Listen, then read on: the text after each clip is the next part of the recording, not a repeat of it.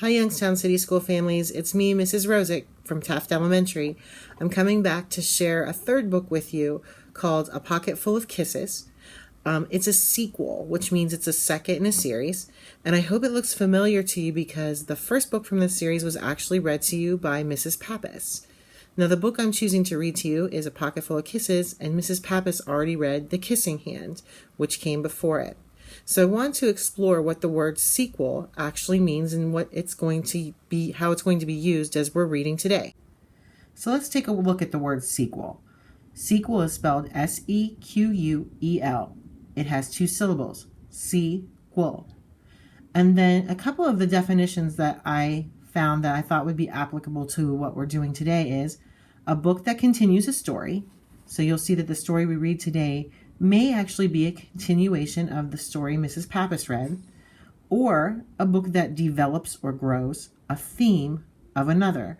So we take the idea, the main theme running through the book of The Kissing Hand, and if we continue that theme into A Pocket Full of Kisses, we can call it a sequel. Or after we read, we might say, hey, it does both. So let's talk about The Kissing Hand for a second. The Kissing Hand was the book read to you earlier by Mrs. Pappas. It is about two raccoons, a mother raccoon and her son. Her son gets really nervous when he has to go off to school because he's worried that he's going to be lonely and he's going to miss his mother and that he'll forget that she loves him. So she kisses the palm of his hand and tells him to touch his cheek with it whenever he feels that way, when he's lonely and he misses her, and to listen in his ear and hear her say, "I love you, son." So the theme of this story is really about how a mother loves her son and a son loves her mother. So when we're thinking about our sequel, we can think about that theme and see if it's still running through the book. The book that we're going to go to today is called A Pocket Full of Kisses by Audrey Penn. Same writer, same author. The illustrators are a little different. So if we look at them together, you can kind of see that the illustrations are a little bit different, not too much. You can see a little bit of style change, but they tried to keep it alike. And you'll also see a main change in the number of characters on the cover of the book. So in The Kissing Hand, you'll see two raccoons. In A Pocket Full of Kisses, you see three. That becomes a major problem in A Pocket Full of Kisses, and we're going to want to think about that as we read and think about why it's a problem and how the characters solve it. So let's get started with A Pocket Full of Kisses. So the first page is a dedication page. It's where the author and the illustrator actually dedicate their hard work to someone important in their lives. In the top right, you'll see For My Darlings, Matthew, Ryan, Daniela, and Rebecca. And that's AP, Audrey Penn, the author. And then down on the bottom left, you'll see For My Father and His Grandchildren, Caitlin and Evan, Barbara Leonard Gibson, BLG. Chester Raccoon sat in the hollow of a tree stump and pouted. "Please, can we give him back?" he asked his mother. "I'll be really, really good if we can give him back." Mrs. Raccoon smiled tenderly. "You're already really, really good, Chester, but I'm afraid no matter how good you are, we can't give him back. Besides, I thought you liked having a little brother."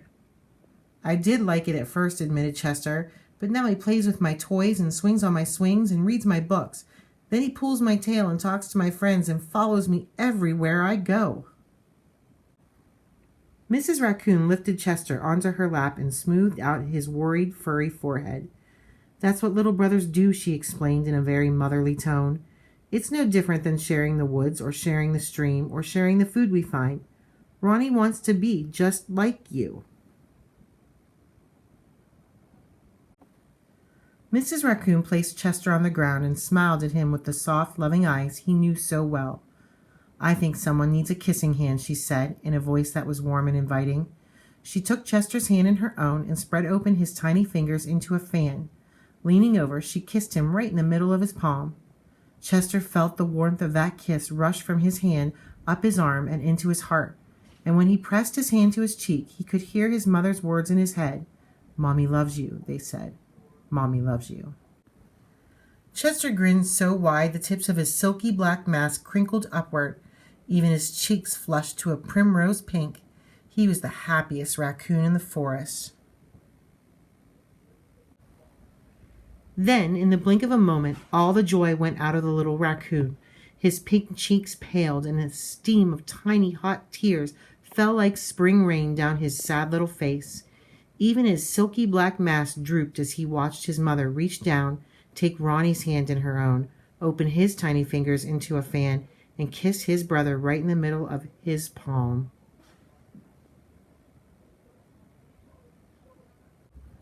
"That was my kissing hand," Chester gasped in the saddest voice his mother had ever heard. "Why did you give Ronnie my kissing hand? Don't you love me any more?" "Oh, Chester," cried Mrs. Raccoon, "of course I love you." "Then how come you gave the baby my kissing hand?" asked Chester. Mrs. Raccoon gathered Chester up in her arms and gave him a great big comforting hug. "I would never give Ronnie your kissing hand," she assured him gently. "That was his kissing hand. Now you each have one of your own."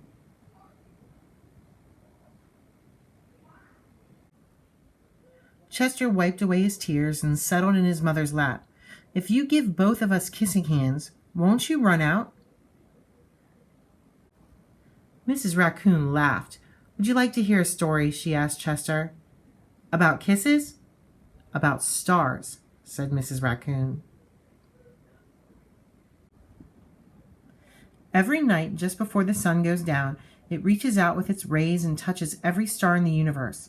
One by one, the stars light up and shine down upon us. Even on nights we can't see the stars, they're up there sparkling away. No matter how many stars fill the sky, the sun will never run out of light, and its rays will never stop reaching out to them. That's the way it is with kissing hands. When somebody loves you, their kisses are like the sun's rays, always there and always shining. No matter how many kissing hands I give you and Ronnie, I will never, ever run out. There's no text on this page, but just look at the beautiful artwork from this book. "But you are right about one thing," Mrs. Raccoon told Chester.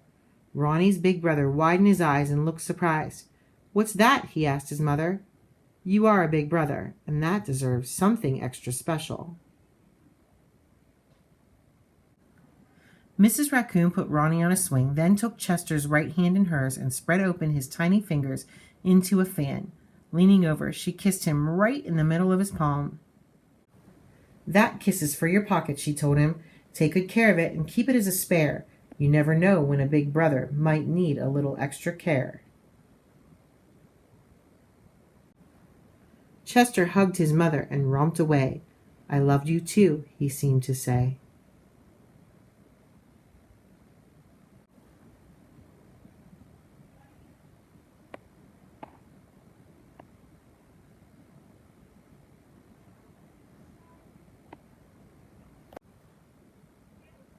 The last page. Who do you think those two raccoons might be?